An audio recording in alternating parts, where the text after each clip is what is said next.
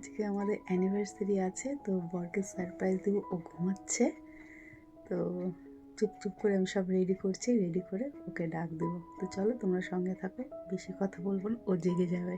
তো চলো সঙ্গে থাকো, দেখতে থাকো। তো বন্ধুরা, এই গোলাপগুলো নিয়ে এসেছি। গোলাপগুলো মানে ওকে দেবো সেই জন্য আর কি। আর ও আমার জন্য এই লেসের প্যাকেটটা নিয়ে এসেছিলো। আমাকে বলেছে যে তোমার এটা অ্যানিভার্সারি গিফট। তো আমি বললাম ঠিক আছে, আমি যেহেতু লেস খুব খেতে ভালোবাসি সেই জন্যই আর কি।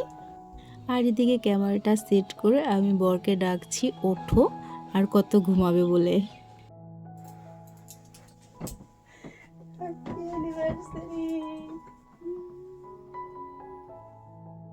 তো দেখতেই পাচ্ছ হাজবেন্ড কিন্তু পুরো ঘুমিয়ে গেছিলো। তো আমি ওকে ডেকে ডেকে উঠালাম। তো ও মানে বুঝতে পারেনি, মনে তো ছিল তবে একটু ভাব নিচ্ছিল এই আর কি। ওকে আমি আগে উইশ করি না, ও আমাকে আগে উইশ করে। তো যাই হোক, দেখো একদম ছোট্ট করে ও আর আমি সেলিব্রেশন করছি আজকে, মানে রাত্রেবেলা ওকে সারপ্রাইজ করার জন্য এই আর কি। আর কিছু নয়, কিছু না, জাস্ট কেক কাটিং করা হবে, আর কিছু নয়। দেখতেই পাচ্ছ এই যে। তো আমার ফুল দিয়ে আমাকেই ও মানে আবার উইশ করছে। তো সেটাই বললাম যে আমার ফুল দিয়ে তুমি আমাকেই উইশ করছো। তো যাই হোক, তো আমরা কেকটা কেটে নিই, আবার সকালবেলা উঠতে হবে তাড়াতাড়ি। তো দেখো এখানে আমরা কিন্তু কেক কাটিংটা করে নিচ্ছি। দেখতে দেখতে বছর যে কী করে পার হয়ে গেল বোঝাই যায় না।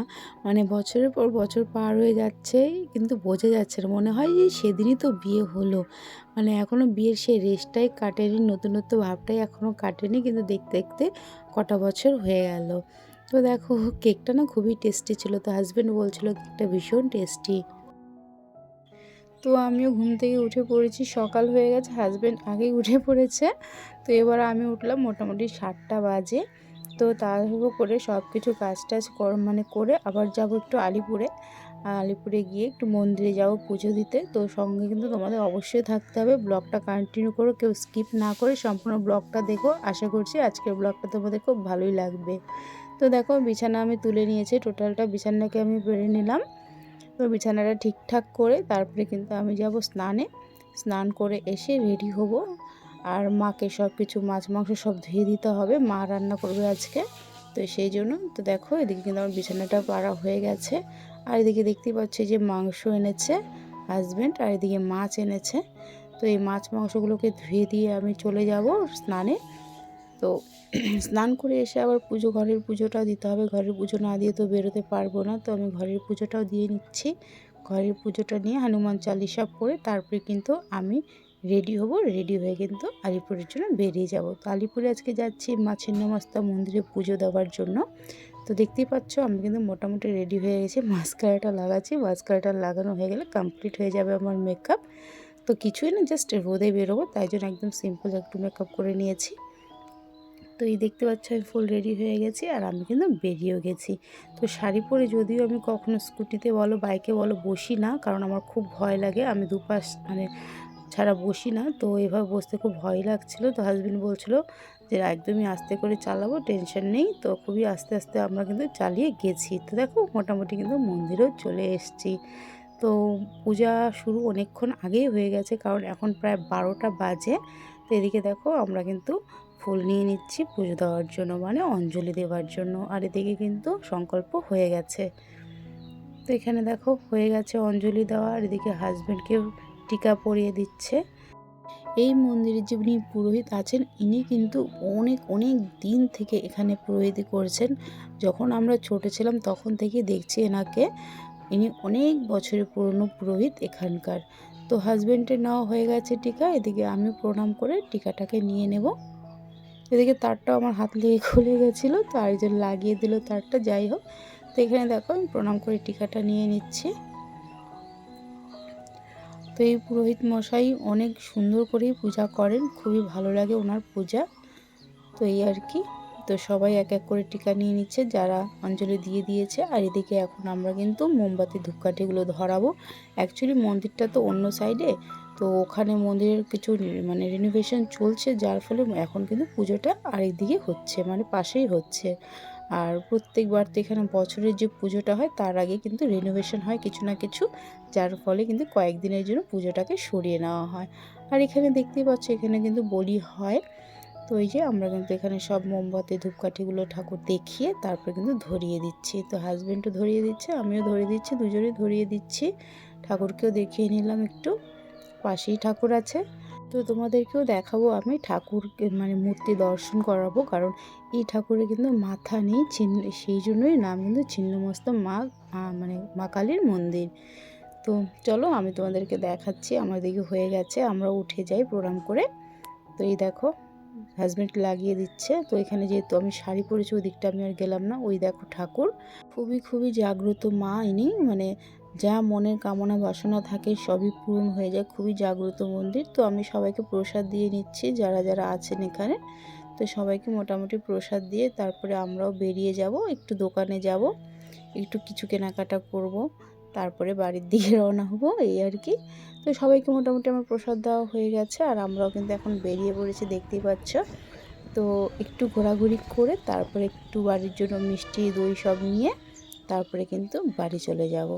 তো আলিপুরদুয়ারে এই মিষ্টির দোকানটা প্রচুর ফেমাস, মানে খুবই ভালো মিষ্টি, বিভিন্ন ধরনের মিষ্টি পাওয়া যায়। তো আমরা মিষ্টি সব কিছু নিয়ে নিয়েছি, এবার কিন্তু বাড়ির দিকে রওনা দিয়ে দিয়েছি। তো দেখতেই পাচ্ছ বাড়ির উদ্দেশ্যে রওনা দিয়ে দিয়েছি। অনেকটাই পথ, আর এখন একটু স্পিডেই চালানো হচ্ছে, কারণ এখন আমার আবার গিয়ে ডিউটি ধরতে হবে, সেই জন্য একটু স্পিডেই চালাতে বললাম যে আমি একটু কমফোর্টভাবেই বসেছি, তুমি একটু স্পিডেই চালাও, কারণ গিয়ে আবার ডিউটি ধরতে হবে। তো মোটামুটি কিন্তু আমরা বাড়ি চলে এসেছি, দেখতেই পাচ্ছ বাড়ির গলিতে ঢুকে পড়েছি। তো আমি কোনো রকম কিন্তু খেয়ে বেরিয়ে যাব, কারণ অনেকটাই এখন হয়ে গেছে, 2টোর উপরে বেজে গেছে। তো আমার তো 2টো থেকে ডিউটি, আজকে একটু বেশি দেরি হয়ে গেল, এরকম দেরি তো করে যাই না। তো যাই হোক বাড়ি দেখো চলে এসেছি। তো এই যে ভীষণই ক্লান্ত হয়ে গেছি, কারণ আজকে ওয়েদারটাও কিন্তু প্রচুর রোদ ছিল, এত রোদের মধ্যে খুব মানে অসুবিধাই হচ্ছিল।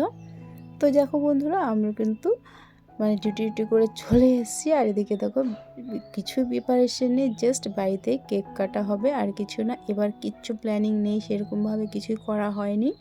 তো জাস্ট শুধু বাড়ির যারা আছি তারা মিলে একটু কেক কাট করবো। তবু আমি বলেছিলাম যে আর কেক কাট করার দরকার নেই, রাতেরবেলা তো করেইছি। তারপর হাজব্যান্ড বলছে না, জাস্ট সন্ধ্যাবেলা একটু কেক কাট করি। তোমার হাত কোথায়? হাত দাও, কেক কাটবা না? দূরে না অনেক বলো বিস্কিট টাকাও। বলো বলো বলো। Happy birthday to you. আর এদিকে স্ট্রবেরি কেক কাট করা মানে বার্থডে। তো ও সবসময় এটাই মনে করে যে যখনই কেক কাটা হবে তখনই বার্থডে সেলিব্রেশন করা হবে, সেটা আবার ওর নিজের বার্থডে। কারণ প্রত্যেক মাসে মাসে কেক কেটে ওর অভ্যেস হয়ে গেছে, তো এই জন্য যখনই কেক কাটা হয় না কেন ওর একটাই কথা হ্যাপি বার্থডে। তো সেটাই ও বলছিল হ্যাপি বার্থডে। যাই হোক, তো দেখো আমাদের এদিকে কেক কাট করা হয়ে গেছে আর কেক খাইয়ে দেওয়া হয়েছে। তবে স্ট্রবেরি কিন্তু দেখছিল, কারণ ওকে দেওয়া হচ্ছে কি হচ্ছে না সেটা কিন্তু ও ভালো করে দেখছিল যে ওকে দেয় কি দেয় না। তো যাই হোক আমিও দিলাম, ওর মামাও দিল, তবে ও খুবই খুশি হয়েছে কেক কাট করে, ওর ভীষণ মজা ভীষণ আনন্দ হয়েছে। তো এই আর কি, যাই হোক। তো দেখো কেক কাট করা হয়ে গেছে, তো কেকটা ছিল এরকম, এই আর কি। তো এখানে লেখা আছে বাপি অ্যান্ড পিঙ্কি, মানে হাজব্যান্ডের নাম আর আমার নাম লেখা আছে। আর এদিকে আমি স্ট্রবেরিকে নিয়ে খেলছিলাম, তারই মধ্যে হাজব্যান্ড পিছন থেকে এসে একটা সারপ্রাইজ দিল। সারপ্রাইজটা হচ্ছে গিফট। তো এই যে দেখতেই পাচ্ছ ও আমাকে সারপ্রাইজ গিফট দিল, কী দিল দেখছি, তোমাদেরকে অবশ্যই দেখাবো সেটা। তো আমি ওকে বলেছিলাম এবার আমি কিছুই নেব না, তো তারপরেও ও সারপ্রাইজ গিফট নিয়ে আসছে, আমাকে না জানিয়ে নিয়ে আসছে।